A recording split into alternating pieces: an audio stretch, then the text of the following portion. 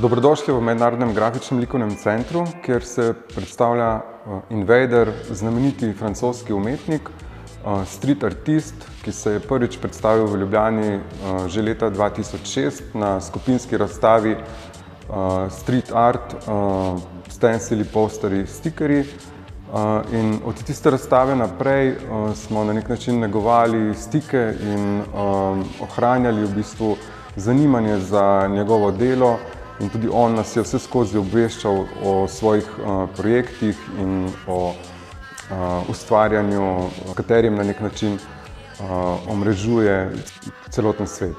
Razstava grafike na papirju oziroma Prints on Paper je narejena posebej za Mednarodni grafični likovni center in predstavlja Invaderjev celotni opus grafičnega ustvarjanja. Namreč Invader je le ulični umetnik, ki je prepoznaven večinoma po svojih mozaikih, po znamenitih invaderjih, ki so na nek način nastali ali pa so se razvili na podlagi, bi rekel, vizualne kulture, digitalnega uprizarjanja sodobnosti oziroma tistega časa, na podlagi tudi računalniških iger, se pravi neke igričarske industrije in znamenite igrice Space Invaders. Skratka, ta vizualnost, ta pikselska slika, ta nizka, bi rekel, kvaliteta oziroma ta posebna pikselska estetika so tudi glavne značilnosti njegovega dela.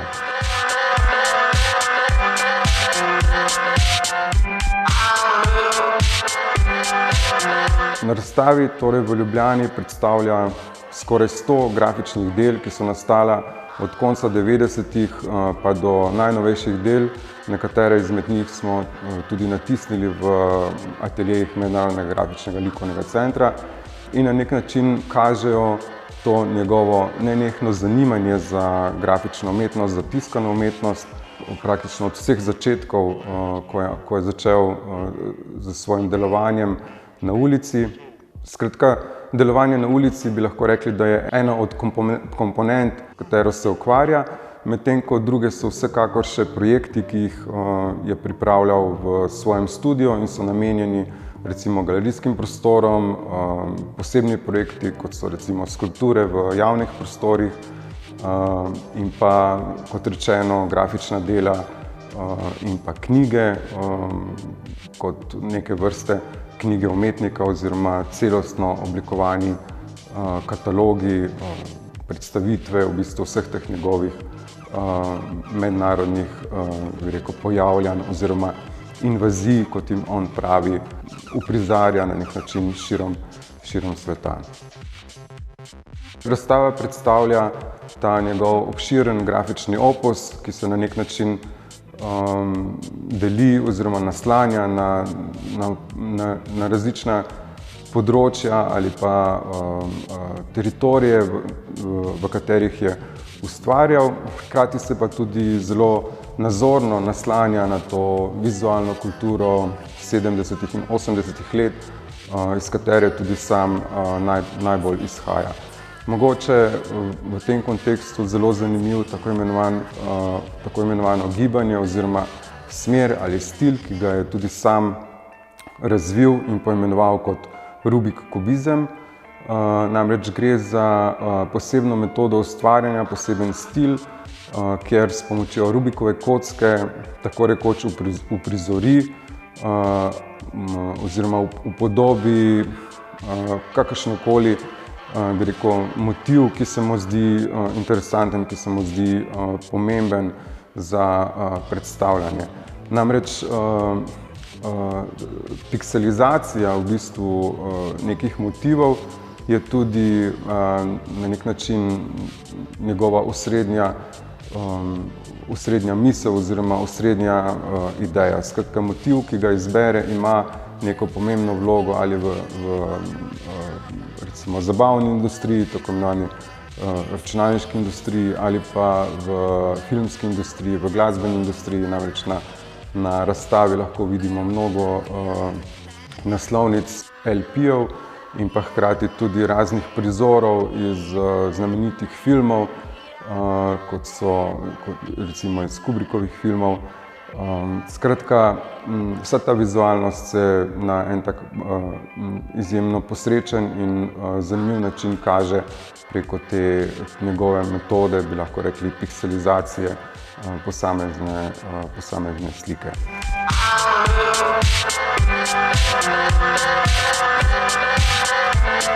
Razstava predstavlja poleg grafik tudi serijo tako imenovanih zemljevidov, osvajanj.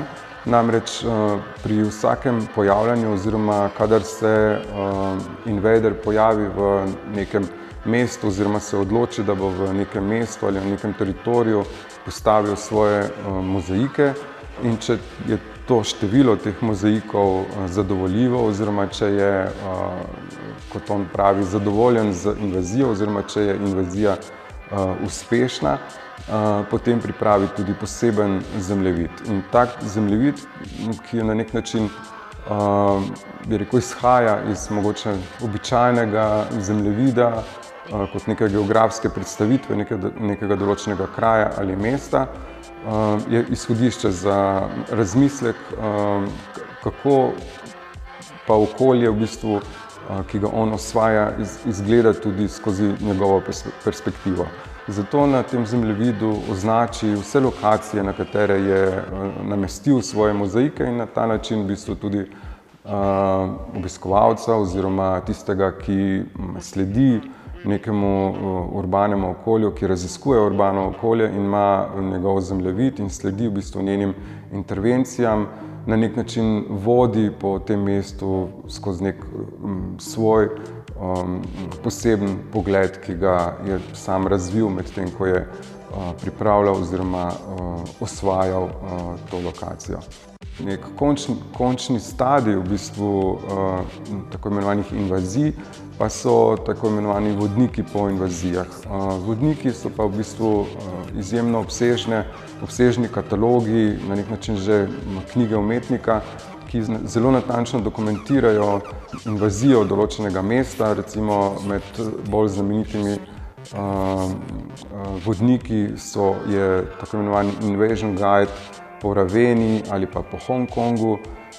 Skratka, v teh knjigah lahko najdemo kompletno dokumentacijo vseh mozaikov, ki jih je invader namestil, skupaj z različnimi izjavami, besedili, zgodbicami oziroma anekdotami ali posebnimi pojasnili, zakaj je določen mozaik na določenem mestu.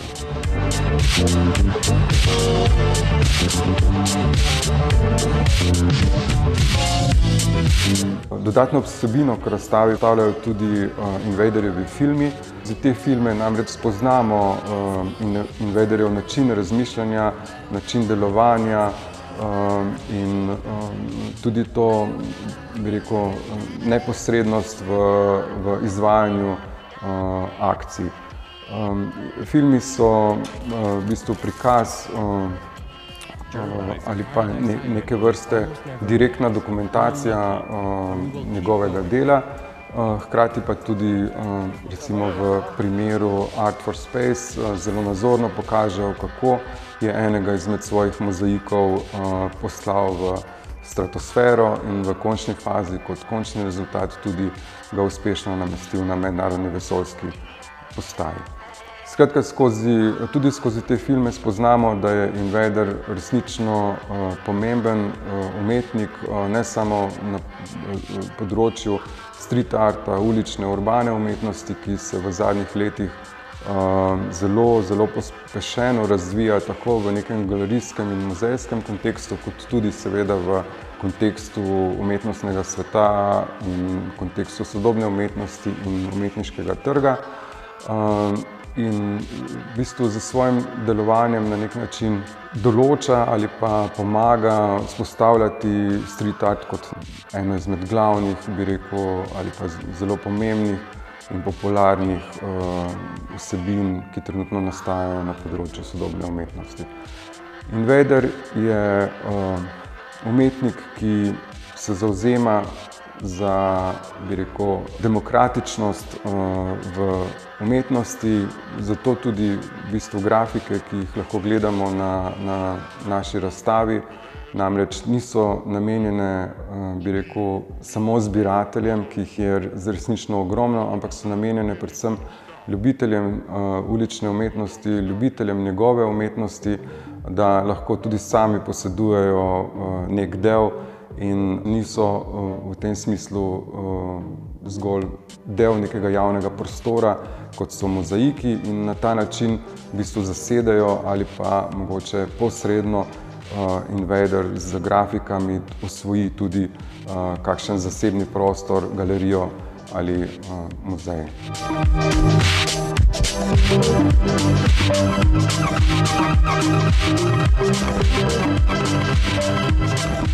Invaderjeva razstava v grafičnem centru sledi na nek način njegovemu delu. Ni, kar je zelo pomembno, ni kronološko postavljena, ampak je postavljena v bistvu po določenih vsebinskih sklopih ali pa motivnih izhodiščih. Na začetku se srečamo z njegovimi prvimi grafikami, ki se naslanjajo direktno na, bi rekel, računalniško grafiko 70. in 80. let.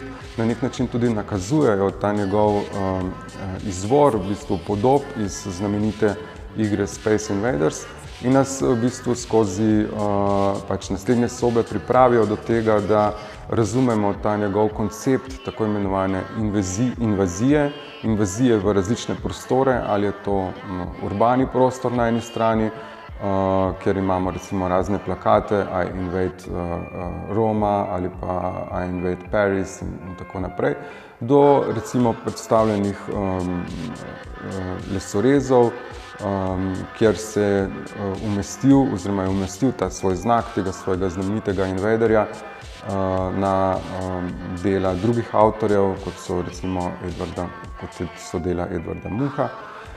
Sledi v bistvu na nek način ponazoritev, kako nastajajo njegovi motivi tudi v kontekstu z recimo prestolnico, tako rekoč mozaikov, Raveno. Skratka, lahko najdemo, vsaj recimo umetnostni zgodovinarji bodo hitro našli te povezave med Invaderjevimi mozaiki in pa z zgodovino samih mozaikov. Sledi v bistvu na nek način posebna predstavitev tega gibanja oziroma stila, kot ga imenuje Rubik kubizem, ki je še posebej atraktiven, saj prikazuje v bistvu to, da lahko praktično vsak motiv, vsako podobo na nek način izgotovi, izdela v samo šestih barvah. Na to se razstava v bistvu preide v predstavitev njegovih zemljevidov, osvajalskih zemljevidov, ki na nek način tudi vpeljajo gledalca oziroma obiskovalca v zadnji del razstave, kjer se predstavi še s svojimi filmi. Sicer je nekaj izmed teh filmov tudi javno na ogled na YouTubu, kljub vsemu pa lahko povemo, da sta dva oziroma trije izmed njih tudi premierno predstavljeni v galerijskem prostoru.